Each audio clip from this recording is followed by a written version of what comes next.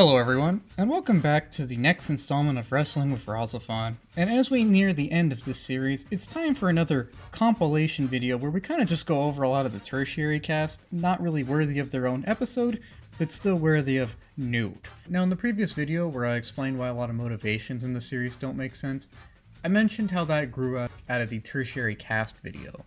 Getting back to that, this will be the tertiary cast video, although some bits seemed appropriate to be included in both videos, so I hope you don't mind a little bit of recycled footage. Not everyone here is tertiary though, although they are all bungled and hence are in this video. Now this video is going to have three main chunks. Since there are a lot of people to go over here, I'm not really going to say anything about their places in the plot, maybe a sentence here or there, but that's not really the point. The point here is just digesting these characters, and as such we'll group them into three main groups. The first group will be the characters that are tertiary to Terra, the second group will be the Foundation tertiary cast, and then the final group will be the tertiary cast belonging to the Mu. It's important that we note that a character being in this episode is mostly the result of poor writing and planning, and that these limited characters probably should have all been condensed into fewer, more well-developed characters, or just left out entirely for the sake of streamlining the series. Starting off with the tertiary Terra characters, we have Itsuki's lab assistant, Sayoko Nanamori. Now, I originally forgot to put her in the original version of the script, which is very odd to me because whenever she would be on screen, I would always ask myself, what is this lady's deal? And as the series progressed, why is she on the screen? And the reason for that is Nanamori is an example of some of the worst writing RahXephon has to offer. As mentioned earlier in various videos, RahXephon struggles with character development, and female characters in particular, and Nanamori is probably the most striking example of this, as she's a textbook stereotype of an overly emotional woman who can't control herself and makes dumb decisions out of emotion.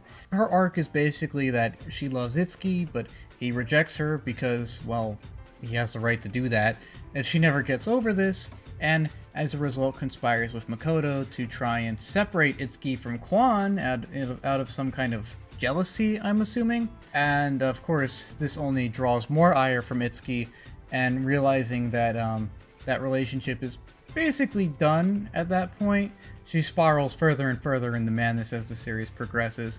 Now, she doesn't necessarily do that much, other than give Makoto information that Itsuki didn't want to give him directly, and lie a lot, and make some certain scenes, depending on your tastes, uncomfortable or comedic. A lot of her performances feel like something out of a John Waters movie, to be honest, where she'll get emotional at the slightest hint of something distressing and overreact way too far. Depending on your taste, it's either really annoying because it distracts from the story, kind of offensive because, well, she is a stereotype, or so bad and out of place it's a little funny. Depending on how you feel when you watch these scenes, you'll probably feel a mixture of all three of these things. I know that I did, and that her character is probably offensive to someone in some way. Also, RahXephon does this really weird thing, I guess it's kind of an in-joke, that every time she gets upset, it'll cut to a random insert shot of her car's windshield wiper going up and down once. It's a really weird quirk of the character in the show that I don't know why it exists, but I guess it's funny because it's just really weird. RahXephon does love its cutaway shots. Getting back to the point, I understand she's supposed to be tragic because Itsuki doesn't love her, but A, this has been going on for years now it seems, they've worked together for a while, so she should get over this, and B, even if it was still like legitimately tragic, the way it's handled is not the proper way to do this. Because again, her performances are either, depending on your opinion, annoying, offensive, or it's so bad it's funny. And as such, she doesn't really add much to this series, other than these brief notes and a few over-the-top reaction scenes. I mean, she does stab Itsuki for some reason, I guess because she finally broke mentally. And it's during this scene in the conclusion of the series that Helena basically tells Nanamori, "Oh, we brainwashed you to love Itsuki. That's why you're crazy." I don't believe that's real.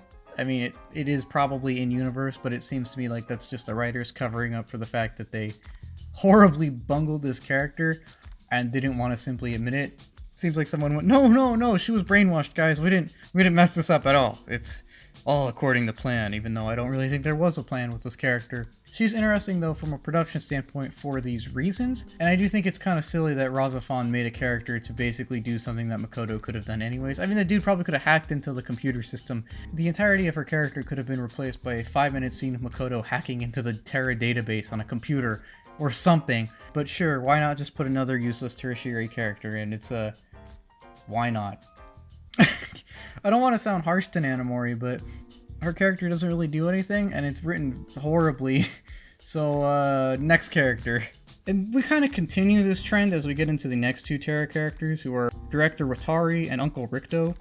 Now, these two are pretty important lore-wise, as I'm pretty sure that Rikudo is the one that discovered the second and third Mu, that of Quan and Maya, and Watari was like his son-in-law who married Maya, and is thus like Ayato's actual father, and they're both involved in the sort of stuff that happened in the run-up to the series, and just kind of the lore of how we got to where we are now. Even though neither of them really expound upon this, and they just are really passive throughout the entirety of the series. Both of these guys seem to know, or probably know, way more than the rest of us do, but for some reason never expound upon it to the audience, even though this show loves random exposition dialogue from random characters.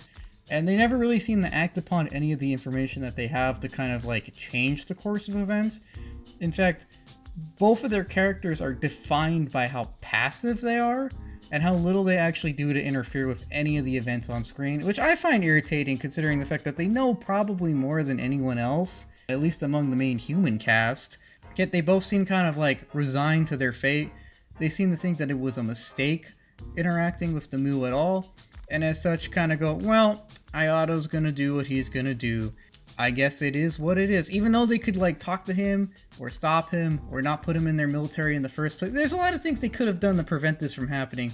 And it is irritating when you zoom out and look at how their passivity is kind of one of the only things that enables the plot to get as far as it does. And that either of them putting their foot down could have drastically changed the course of events.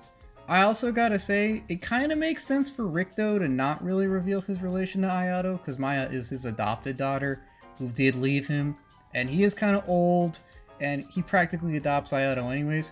However, it is really weird that Watari and Ayato have almost no screen time together. I think Watari tries to mention to Ayato that he's his dad in like one tense scene, where he's like, I had a son that loved painting, but Ayato's really upset, so he doesn't put two and two together. And he just says, shut up, old man. And Watari just goes, okay. There's like no real father-son tension there, which I feel like is a really big missed opportunity.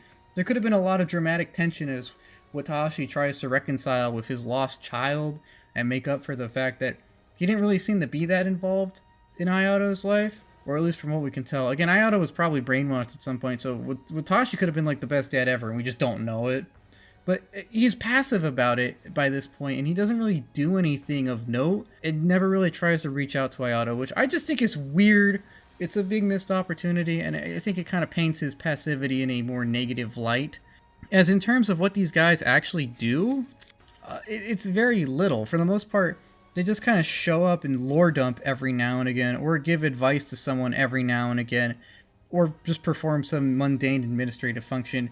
I guess Rikudo gets slightly more points because he does house Ayato. Although, I gotta deduct some points here too, because it is weird that he doesn't comment on or seem to notice that Haruka, his biological granddaughter, obsesses over Ayato, his adopted grandson. Which I know they're not related by blood, but again, it seems like this is the kind of thing that, as an adult, Rikudo should step up and be like, hey guys, this is weird, you need to knock it off. Ayato, I will rent you an apartment or something. It's also just a shame that Ayato and Watashi only have 2 scenes together, and no one seems to figure out their relationship, even though it's pretty obvious if you pay attention to the details. But neither party really cares enough to really do anything, so it's just kind of thrown away. And I think that's a good way to describe these two characters, is that they're relatively well defined, but they don't really do anything, and they kind of exist in a vacuum. They do talk to other characters, but for the most part, they're just either talking to each other or giving, like, old man advice to someone else. They don't really do anything, and they don't really do anything with Ayato. Overall, just a lot of wasted potential here for 2 people that should have been extremely lore relevant, or at least good for exposition purposes. I think they should have been condensed into one character, as either Ayato's wayward father who tries to reconnect with him. Again, that's a good chance for a lot of character drama. Or just some completely unrelated, like, old man scientist who's like, I found a Mew in 1978, here's the story. That just kind of gives advice to people. Just some old guy. Giving advice and expositioning is seemingly the only reason they're here anyway, so might as well just have an actual old man scientist dedicated strictly to that. I guess Rikudo is that, but kind of not really. These guys just don't do much, and they just serve as another example of RahXephon's bloated cast and its seeming love of inaction. Next up, we're going to get to the Foundation Tertiary staff, and this is just going to be a quick note on Helena and Lord Baben. Now, Helena is basically just Baben's #1 guy. She gets stuff done, she's kind of a cold-hearted administrator, and she's dedicated to the cause, going as far as to even literally give Lord Baben her body. Like, not in a weird, like, sexual way, but, like, he literally kicks her soul out and takes her body so he can continue living forever. And you know what? I guess she's quite dedicated in that role. And as a sinister business type, just carrying out functions of a sinister business, and she's written well enough. I mean, it's obvious that she's a little unstable and weird, but in this case, that's fitting. It does make sense that whoever would work in this kind of role is kind of a psychopath, and she does that good. She's cold and sticks to the agenda, and is focused on it. This is all fine. She's well written enough, and she definitely has a screen presence. In fact, of everyone in this video, she's probably like the least offensive or like the most competently done. Not really much to note here, just a good example of a cold character who's supposed to be unlikable and insufferable, and is written pretty well in that regard. You can tell she's human, but you can also tell she's a really messed up human, and pretty competent member of the Tertiary cast. And that leads us to Lord Baben, who, look, while I spent about 8 minutes proving why this guy's motivations don't necessarily make sense, I don't need to spend nearly as long to prove why his character isn't really well defined. He's just kind of a creepy old guy who doesn't really do much in the series and doesn't really have any interpersonal motivations. Yes, we know he's probably intelligent because he made the RahXephon, and we also know that he's pretty dedicated to retuning the world, and that he probably doesn't view people as like humans, or he doesn't really place a lot of emphasis on individual will or life, probably, but there's not really much we can discern from this guy other than, you know, generic bad guy stuff or generic creepy old man stuff. It is kind of sad how this guy who warranted 12 minutes of explaining how impactful he is and yet why it makes no sense only really warrants about 35 seconds of character conversation. Yes, he and the Foundation are very relevant to the plot and the lore of RahXephon, but he as a character has almost no presence and really doesn't really warrant any conversation. In fact, it's kind of impressive how impactful he and the Foundation are considering his absolute lack of screen time. I think it's probably like 7 minutes total if it's like the original design, and maybe like 17 if we count him and Helena's body. As for my suggestions on what they could have done with Lord Baben, I think he'd either need a lot more screen time so we could get to know him as something of a character, or that he could have some kind of inter-character interactions, or just cut him completely, because to be honest, he and the Foundation are kind of superfluous to RahXephon as a whole. It's really hard to make this guy work in the parameters given without either greatly reducing his role to just some kind of administrator, or just not have him at all. If they really wanted someone to be this weird tertiary force, they should have just had him be some slimy old member of Terra who's looking out for himself and manipulating everything to serve his own purposes. Maybe even do so to Ayato to kind of fit in with that. But other than that, I don't really know where they could have taken the character to make it really fit in with a more coherent narrative. Finally, that gets us to the Mew. There are a lot of characters in the Mew faction, but I'll be honest with you, they're all kind of undercooked and just kind of boring at best and insufferable at worst. None of them really have any blockbuster appearances, but none of them are horrendous from a writing standpoint either. They're all just kind of boring, they lack backstories, and they kind of lack developed personalities, and again, their motivations are pretty murky as well, as from what I can tell, they flip-flop between the goal of conquering the world and the goal of retuning it, which, as we see in the series, are completely mutually exclusive, or at least as it was here. While the Mew do many things, their characterization is pretty one-note, and it's not really that well done. Kuki is the crazy military guy who hates everyone. He wants to kill everyone. Asahina has no idea what's going on other than the fact that her world around her is falling down and she's very scared. Mario is insufferable, and I hate this character, and I don't care how well it's written, I hate it. You know, just the series was so bloated by episode 19, by the time they reintroduced him and he started being an asshole, I I was done. I hate this character. Did you know his name is ironic? And Maya is the cold, calculating commander of the group, who for some reason they try to portray tragically in like her last 22 minutes of screen time. Well, I have no desire to speak on Kuki as he's pretty one note and his characterization is pretty obvious, or the ironically named one simply because while I do think he has some character, I fucking hate him as he embodies, to me at least, some of the worst character writing in the series as he's very one note and unlikable. And I understand that he's supposed to be unlikable, but it's not to the point where we can actively root against him like say Makoto, where it goes full circle and it's fun to dislike him. No, he's just an asshole and every scene he's in kind of drags on because he's an asshole. It's that kind of irony that I hate, where for some reason the cast think he's a good guy, but everyone watching can clearly tell he's not. I hate that because it kind of makes me feel stupid, I guess, because you want to yell at the screen like, hey, this guy's a liar, but the cast is like, no, he's great, and then it's just kind of infuriating. That's why I don't like Torigai. Also, did you know that his name is ironic? However, there are two characters here that I think do get a shout out, and I think those are Maya and Asahina.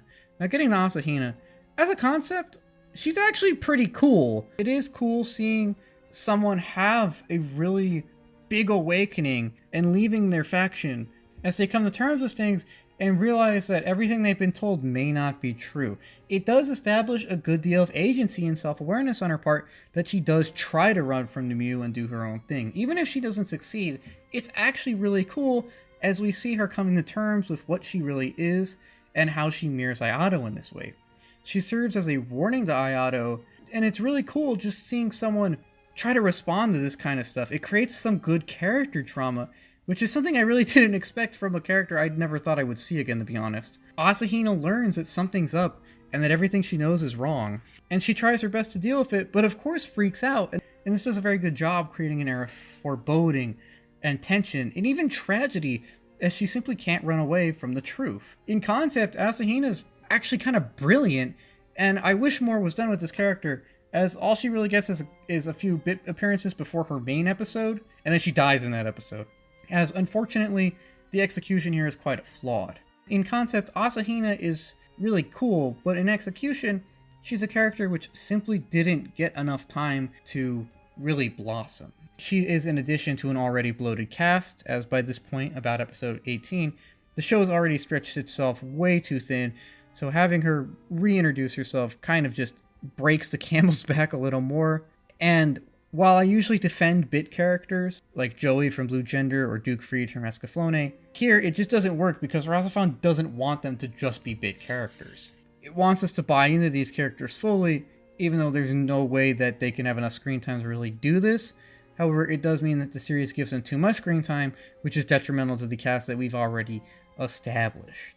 This is especially apparent in the fact that Asahina kind of isn't a character for like the first 17 episodes, and then all of a sudden gets her own episode where it's like, holy crap, she has actual character drama and tension, and I'm kind of, oh, she's dead. It's just another manifestation of RahXephon's weird pacing and the fact that it stretches itself too thin. I will defend her though, and I will say that of all the tertiary cast in this episode, she's definitely the most interesting and definitely the one that had the most potential. As to be honest, I think they did a good job using her character and its unique circumstances to create a good amount of tension, or at least some kind of philosophical questioning.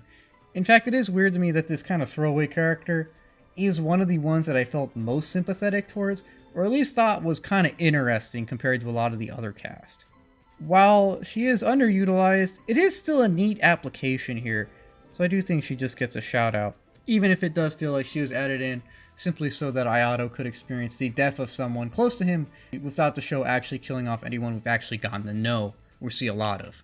Finally, getting to Maya, it is very odd how little character she has and how little interaction she has with most of the main cast, considering that she's supposed to be the big bad of the series. I do find it relatively disappointing that her interactions with Ayato are relatively uninteresting, especially since there was a lot of potential here for some great character drama, as we could have seen Maya the mother fight Maya the administrator or Maya the empire builder and got some great inner conflict and really got to know her and her values as a person or something like that. But this doesn't really happen, as there's no real conflict here, as it's always heavily skewed in favor of the task at hand, i.e.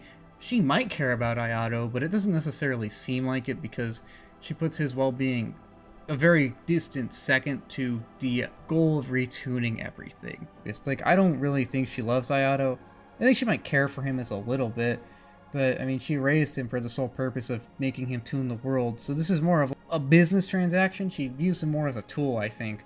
So yeah, this plot line is kind of thrown out, as she doesn't really have any inner conflict. So what we just get is a weak antagonist with a limited presence and no real interesting character drama or inner conflict to really drive us to get to know her. Also, I gotta point out that while for some reason the show does want us to feel some kind of sympathy for her near the end of the series, I don't, and I really hate this. I think it's really dumb because Maya doesn't earn any sympathy points for me. The possible conflict of her being a mother interfering with her goal to serve the Mu it's not executed at all, almost, as she doesn't really care about Ayato, or at least enough to really interfere with this goal. She psychologically tortures him, she abuses him, she views him as mostly a means to an end, and this is even seen in her cold creation of Ayato, in which she uses her sister as genetic material for creating Ayato. Now, there is this like 12-second scene where Maya says, "Oh, Quan's okay with this." However, Quan wasn't really lucid when that occurred, or at least as far as we the viewers know. So, as far as we know, Maya, in a true exercise of psychopathy, used her unconscious sister as a template and probably some kind of mother for a clone child that she would then go on to exploit for her own personal gain. Now, Quan is on board with the tuning and everything for some reason. However, that doesn't change the fact that her sister kind of cloned her without permission and then used said clone simply to pursue her own goals, which, even though Quan shared, is still a very obviously selfish and psychopathic move. Yeah, no, I think I kind of hate Maya. There's just so much missed potential here that it really is just kind of a disappointment. Even her departure from the series is anticlimactic, as she just sits in a chair while the lights around her turn off. It's a real anticlimax and really makes me ask, why should I care? And what I'm saying here is that whatever Maya is and whatever her goals are, we really don't care to a certain extent because her character is just kind of flat. And RahXephon really misses a lot of opportunities here in terms of all the character drama that she could have invoked. I mean, she's competent, but with so much happening in the series, it's easy to forget her, and she just comes off as kind of boring sometimes. I mean, by the time the Mu even come back, so many things and characters have been introduced, so many questions have been lingering and unanswered, that when they do come back and add to these questions, instead of actually starting to resolve stuff, we, or at least I, kind of just check out as an audience.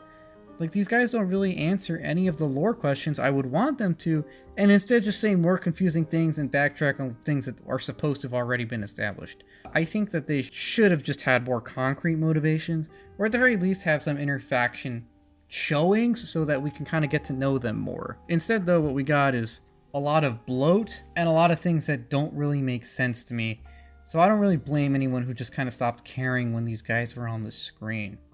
And really, that kind of summarizes the core issues I feel with all the characters in this episode. Why should they get my sympathy? Who cares? Yes, they all have limited character beats, but not enough for us to really care, and yet too many to just be good bit characters. They take up too much screen time to be dismissed as simply bit characters, but they don't have enough screen time to really come into their own. They're in this horrible midground where they detract from the main cast without adding their own presence to it.